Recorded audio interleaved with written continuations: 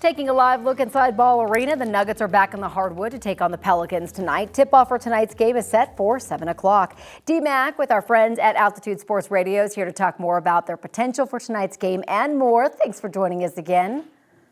It's always great to be on with you as many times as humanly possible. Well, I love it, and I love the energy that you bring. So let's talk a little bit more about that huge trade. Luka Doncic going to the Lakers. A lot of fans are not happy about this. Now, you mentioned the Joker and Luka are friends. Do you think the Nuggets were part of this trade conversation at all? No, that's part of the problem, and that's what a lot of people are really upset about, is that it appears that this is just a one-way conversation. That's why people are so stunned. I'm sure the Nuggets would have loved to have a conversation, at least with the Mavericks. Literally nobody knew he was available. And there's probably a lot of people that are probably asking the commissioner, Adam Silver, to block this trade. But hey, LeBron gets what LeBron wants, although LeBron says he had nothing to do with it. Yeah, right. I love it. So talk about how this trade impacts the Nuggets now.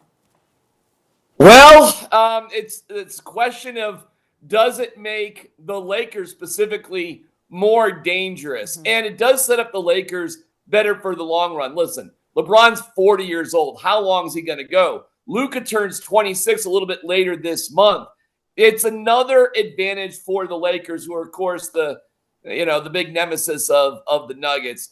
I don't know if it'll have as big of an impact this year as it may in years to come. But let me give you a sense of intrigue.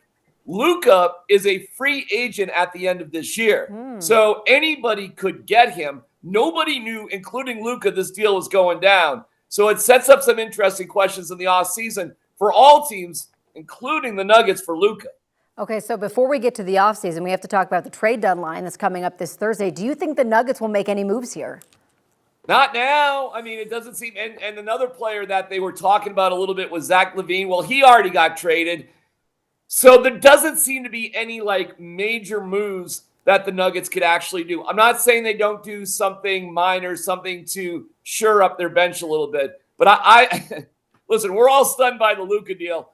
I would be stunned if there's anything major going on with the Nuggets. I'm not saying little stuff couldn't happen, but anything major, I highly doubt it at this point. All right, so the Nuggets just got back from a 5-game road trip. We only won 2 of those. So what is unique about this New Orleans series? It's a home rest day home. They're doing this in the NBA this year to save on travel, and so you have a virtual playoff series.